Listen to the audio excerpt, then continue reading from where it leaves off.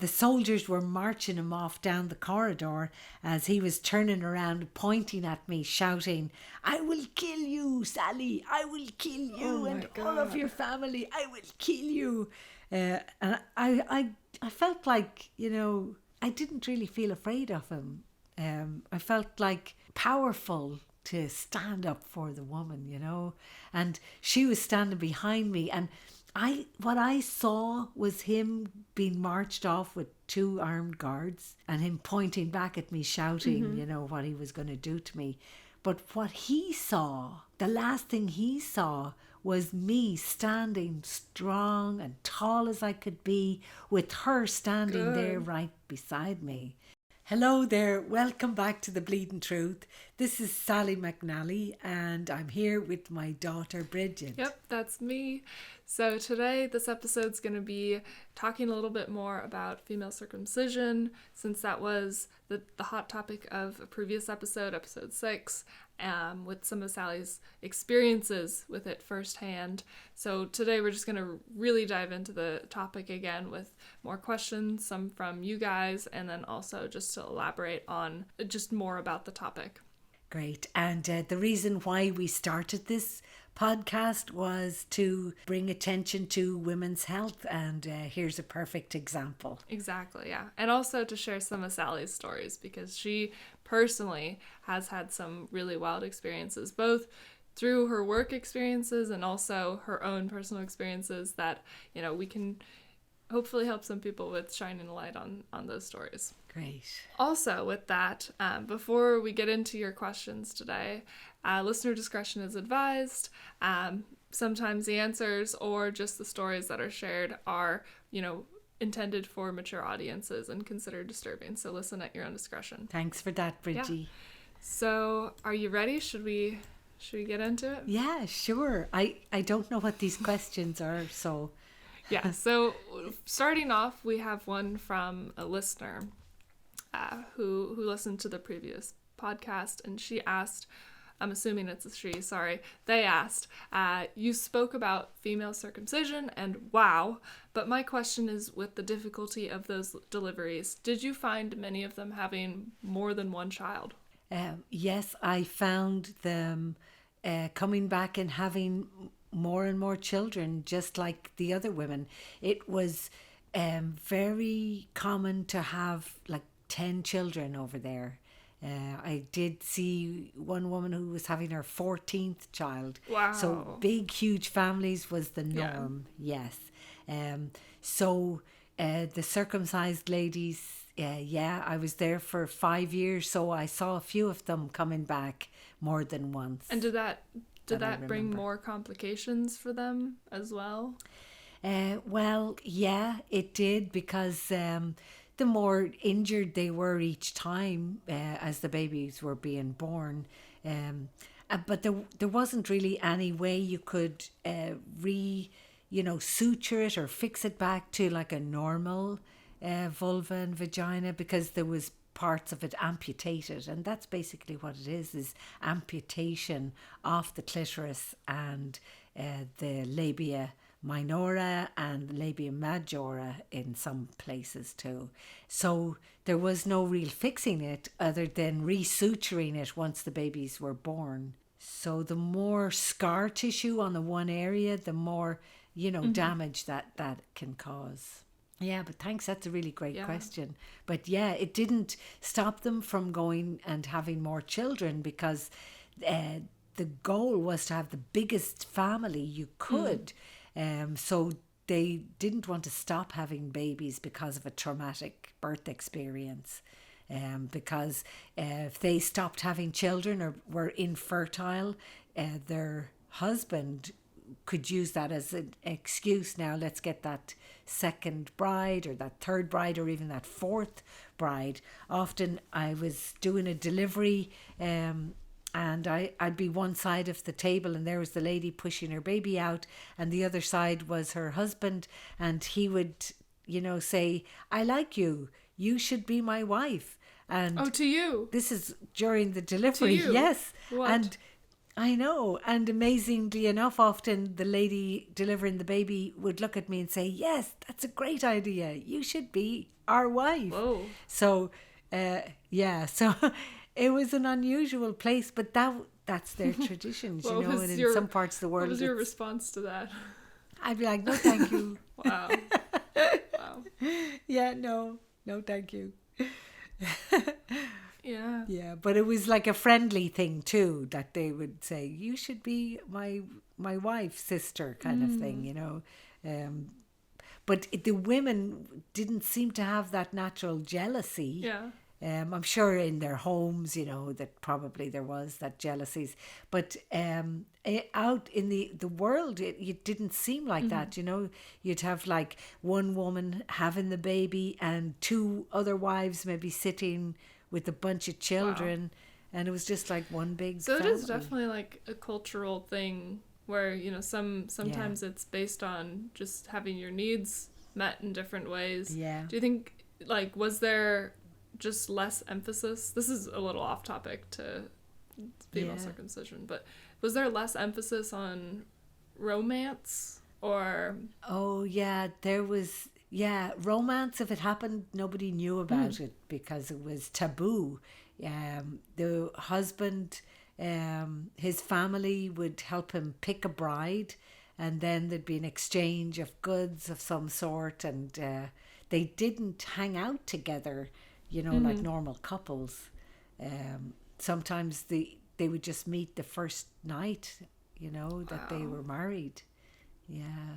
So, yeah, they were all arranged marriages. The romance that I witnessed was very interesting. It was down in this square, this big square where there was markets and, you know, like people selling like jewelry and fruit. And it was like just like kind of like a little interesting market. Also, just want to. Yeah, this is Saudi. Yeah. And in that area, somebody said, watch the way they interact with each other. So I did, because it was so interesting. And if a woman was trying to attract the attention of a man, she would have to do it with her eyes or maybe her ankle. And they were covered up, you know, with a yashmak covering their face, a scarf covering their head, and then this big long black cloak called an abaya. And then so you might see a little sandal with bare skin, and then the eyes. So that's all she had to work with. But sometimes she would just like walk across the street in a certain way that her ankle would stay out of the habaya a little longer, and she might have a pretty henna flower design creeping up the back of her leg or something. And you know, that might be enough to drive a young man crazy. Wow. You know, looking at that. But yeah, so they weren't allowed to be together, and if they were found together, they'd be punished if they weren't married. Right. You shared one very sad story of someone that you knew get caught with a romance with a Saudi, right? Yes. And they ended up in jail. Yes. So that's one of our former episodes, if you want to hear that. I had one, this is very interesting, a female doctor. She came to me. She wasn't an obstetrician, but she came to me and she pulled me aside, and I didn't know her at all. She came from a different part of the hospital, and she said to me, "You are a woman from, you know, from Europe. You are free. You can do whatever you like. And I'm a Saudi woman. I'm not free, but I felt free at one stage, and I had a love affair, and now I'm going to get married, and he's going to find out that I'm not a virgin." Oh. Yeah. And she said, "And I'm asking you to fix my body so that it's like a virgin's." What? She wanted me to stitch her hymen back together. Wow. And I had to be honest with her, I didn't know how to do that. But I talked to one of the obstetricians, and I got her in contact with one of the English obstetricians who said he was going to help her. Wow. Because, you know, if they found that she wasn't a virgin, that it might be a huge deal. I mean, the hymen thing is a little bit hard to prove, right? Yeah. Like, if you... Yeah. How do you really know? It could... I don't know, but she asked me, and I wouldn't have known how to do that. Wow. That's like, it's like a surgery that is not performed right over here, but I'm sure over there it's something that's done quite often. Maybe not anymore. Maybe in the new modern Saudi world things are a lot different. I hope so. So bringing it back to female circumcision, I've actually, since the recording of the last podcast, I was looking it up a little bit more, and I kept seeing it being called female genital mutilation rather than circumcision. Yes. And Yeah. I'm wondering your take on like which terminology to use, what's more appropriate. Well, both of them are appropriate, and I actually like female genital mutilation now better because it's more descriptive.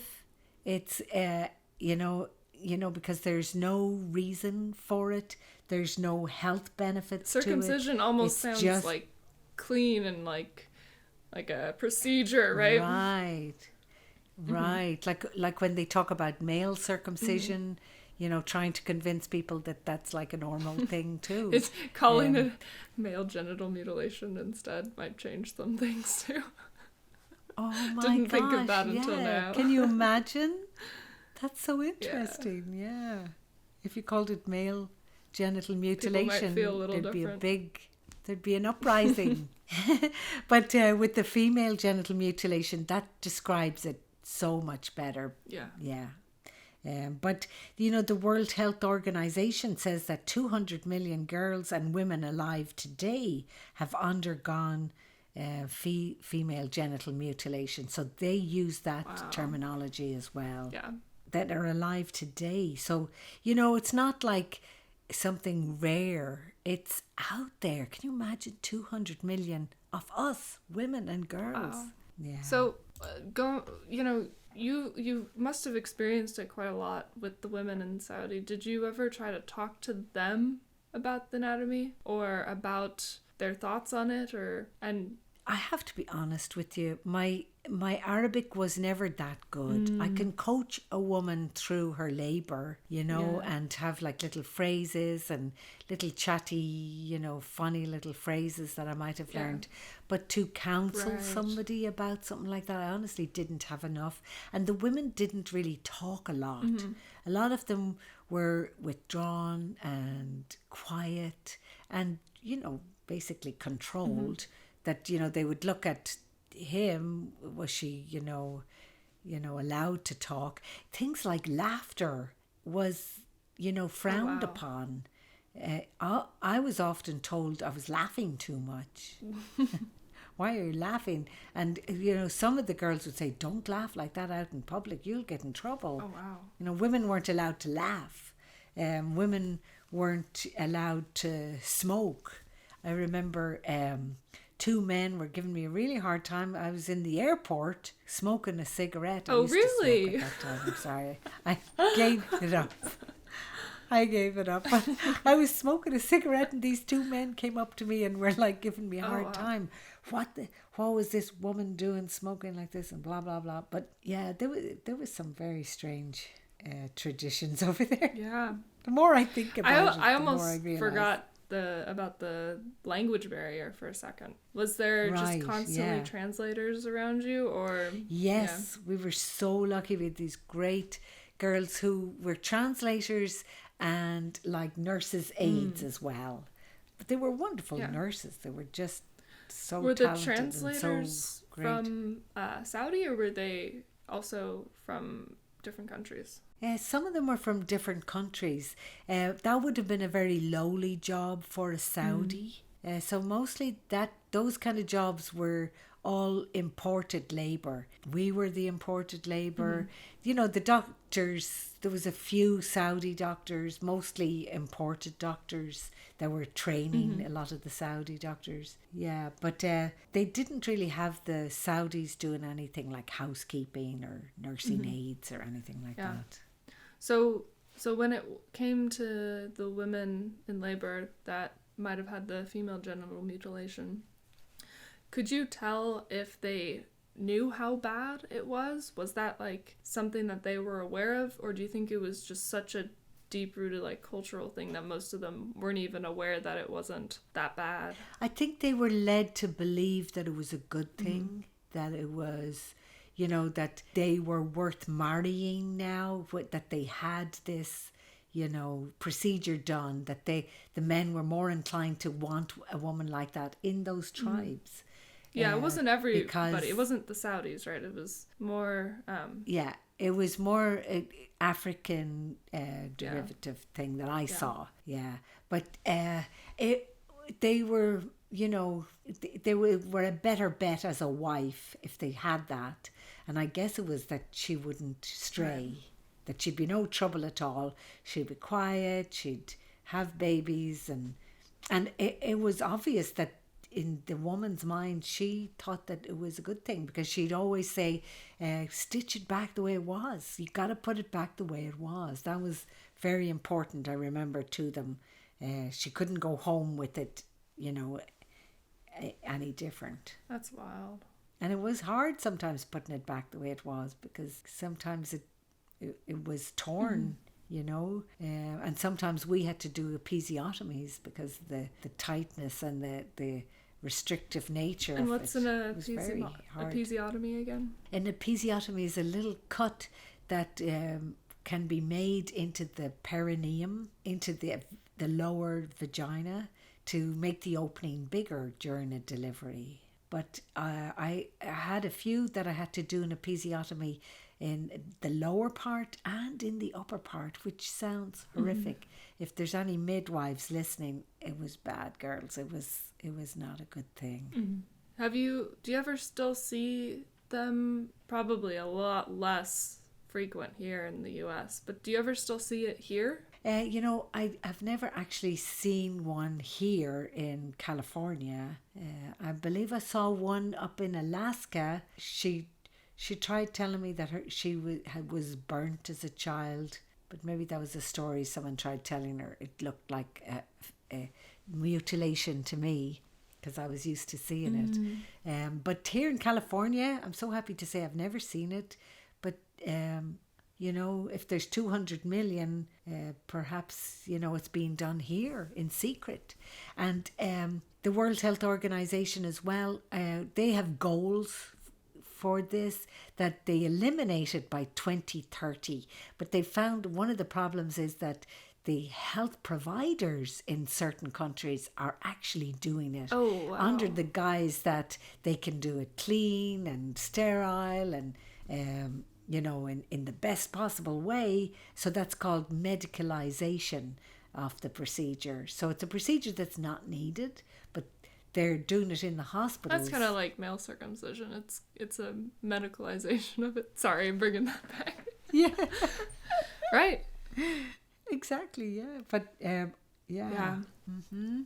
But it's a violation of human rights, really. And that's why it sticks in my craw. Of course. A lot. And the World Health Organization is also now really focusing on equipping healthcare providers with the right, you know, education as well. So yes, yeah, yeah. They're focusing on the dangers of undoing the circumcision. You know, during the wedding night when she gets cut. During different procedures, if she's needs to pass urine, if there's, you know, problems with other parts of her body, an infection, and then the mental health of the patient. They're bringing this to the doctors and saying, you know, it's not good for her mental health or her female sexual health, that she's going to have more physical problems. Like dysfunction. And also dysfunction, yes, yeah.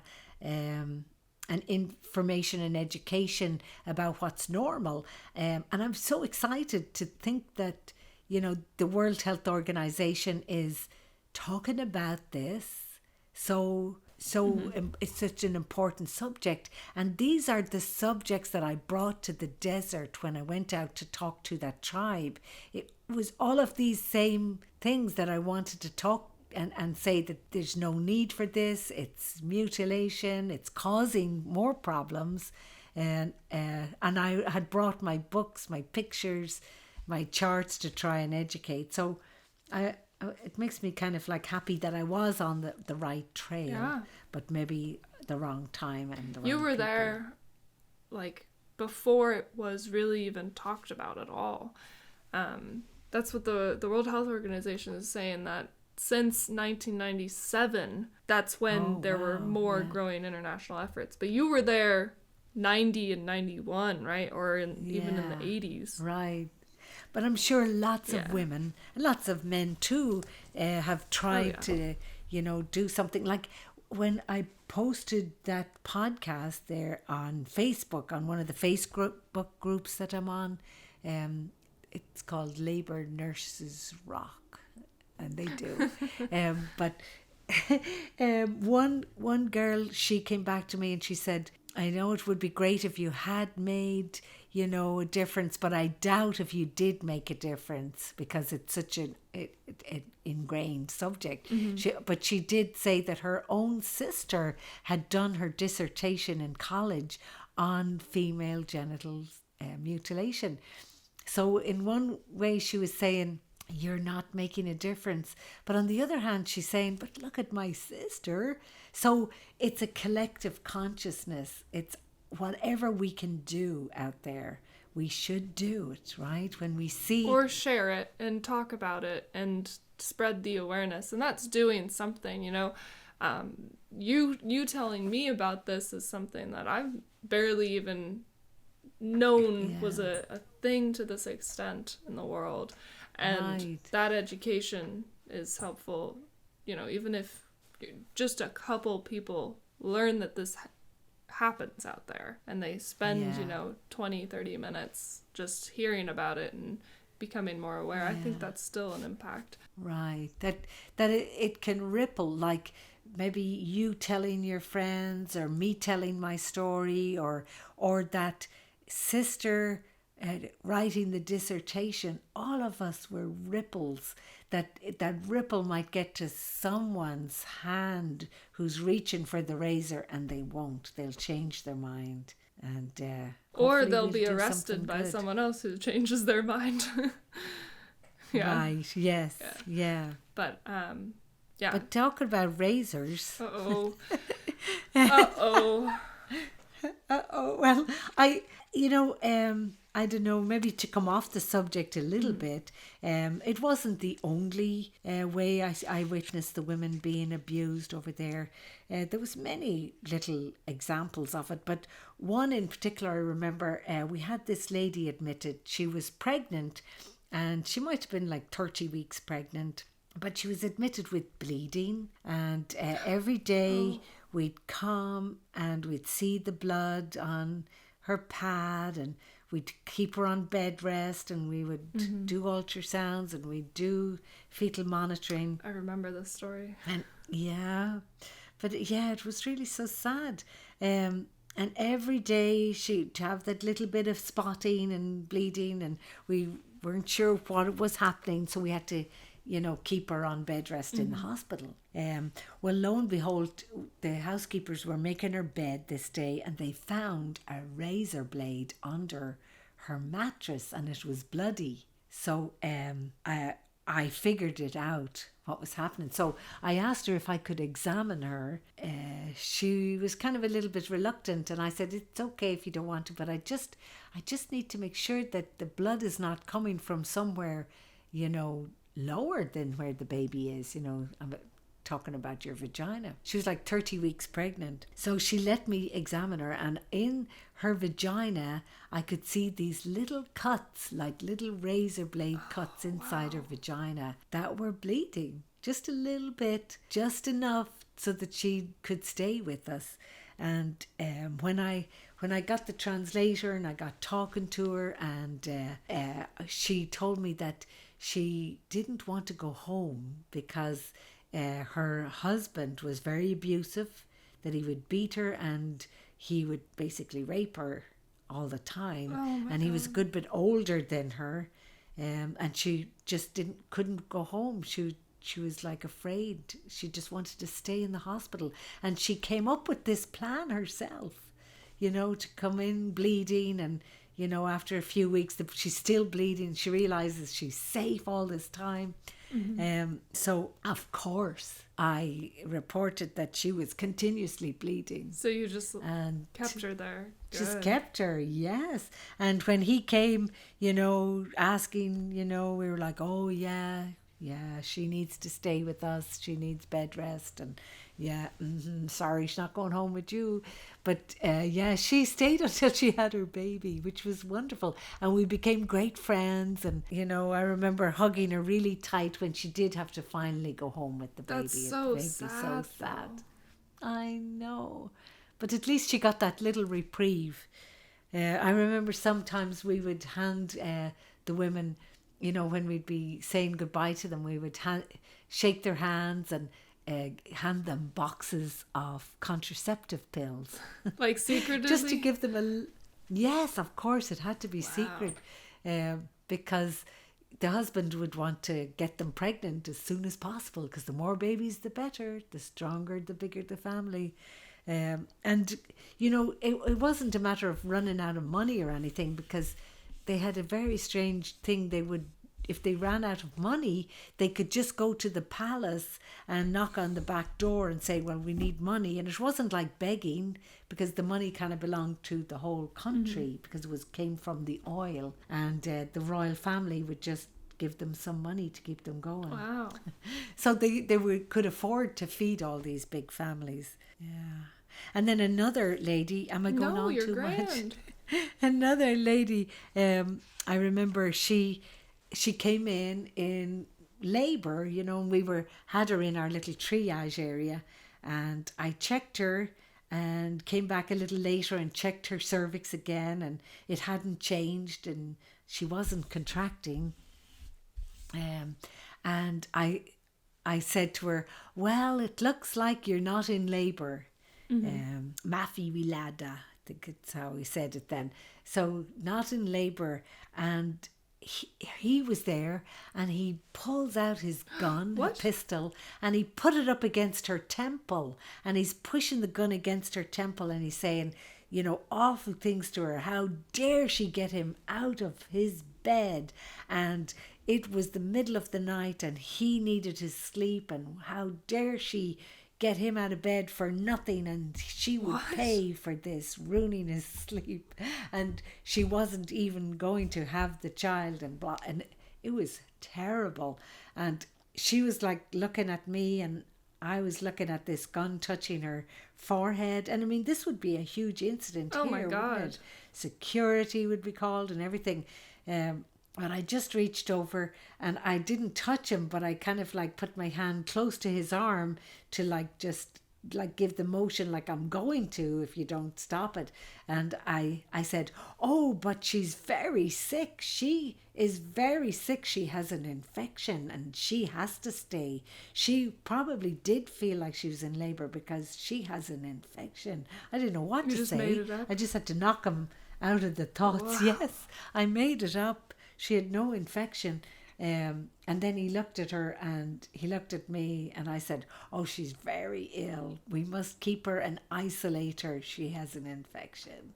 And he put his gun in his pocket and went and left. And I remember we kept her for a week under the guise that she had some really bad infection. Wow. Was she okay after that? Yeah. Is she shaken up? Or is that like a She normal looked, thing? yeah, she was shaken. She was shaking, but she was probably really used to it. They were treated really badly. That's horrible. They were treated as, third class citizens. Sometimes you would see them walking behind their husband. They wouldn't walk beside them, but they would walk behind them. Wow. And that happens with Dad only because he walks too fast for anyone to keep up for him. Yeah, he's got really legs. long legs. Sorry, that was not a time for a joke. I'm sorry. No, it's funny. Yeah. And another time I saw a woman being really abused was actually by one of the doctors. Oh, man. I came across a few doctors that were really abusive, but this one always is very memorable in my mind, because I was coming down the corridor, and at this stage I was the head midwife. I had, gotten a promotion, and I was the head midwife. So I'm coming down the corridor, and this little woman comes running out of one of the high-risk antepartum rooms, and she comes running to me like really terrified, and Is this the patient? she's talking, patient, and she's talking really fast in Arabic, and I think she's saying something about he touched me, and I got the translator, and she was saying that one of the doctors had just come into her room, and she was there on her own, and she said he said he needed to examine her, and she was afraid of him, and he examined her with no gloves on. That's what she kept saying, with his fingers with no gloves on, and as though the glove was important because it wasn't like really touching. If the doctor had a glove on, it wasn't, so at least that's how their mind would have thought. And I was like so sad for her, and suddenly this doctor appeared at the other end of the corridor, and she pointed at him and she says, that's him. That's brave. Yes, so brave. But she knew he had done something wrong. And she said, he checked me and there was blood, and he wiped his hand on the blanket. So I went to the room with her, and she pointed out this evidence, right, that there was bloody mucus on the blanket, and he had no reason whatsoever to check her. So we got the armed guards to bring him back, and I sat him down, and I said, the patient is accusing you of this, and we need to come to the bottom of it. What on earth could have happened? And he was so furious, and he started shouting at me and saying, how dare I question him, and all of this. And I said, she showed me the blood on the blanket, and that really shook him, because that's like evidence, right? And he said, he all of a sudden went into, I have diabetes and my sugar is low. So I said, girls, quick, get the sugar glucometer machine and check his blood sugar and give him some orange juice. What you would do with a diabetic, right? But he's acting like all like shaky and saying, my diabetes. So at that stage, the soldiers had heard the story. They heard what the patient said. Everyone was interviewed. There's no big, long, drawn out court cases. It's really, a lot of it's on the spot kind of stuff. Just decide.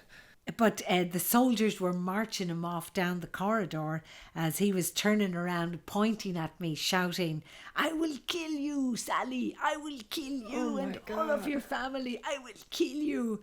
And I felt like, I didn't really feel afraid of him.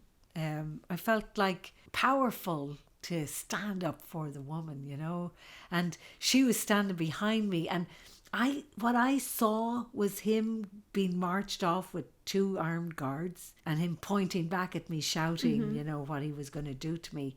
But what he saw, the last thing he saw, was me standing strong and tall as I could be, with her standing there right beside me, So I heard he was taken off, and he had to work in the desert with the army. That's where he was sent, where there was no women. So he wasn't even jailed. He was just replaced somewhere else. Replaced, but it wasn't a good move for him. Yeah, but I often, remember that what I saw, but I also saw what he must have seen, and I felt really good to be on that side of it. It's actually really funny when we were when we were just exploring the idea of starting this podcast, you told me that story as like an example one of maybe I'll share this. And you're like, but I'm kind of worried he might track us down, and I don't really know what he's gonna do. I was like, he's not gonna find you. I hope not. Not a chance. So. But it's just so funny. I think you're safe. Yeah, I think so. Yeah. That's wild. But all of your stories are wild, so. I guess we should wrap up, but thank you guys for listening. All right. Yes. You can always ask Sally another question, and we will put those answers in the next future episodes. Again, I'm really, really appreciative to anybody who's listening to my stories, and it's really wonderful for me to be able to tell them. Thank you very much for being there. Absolutely.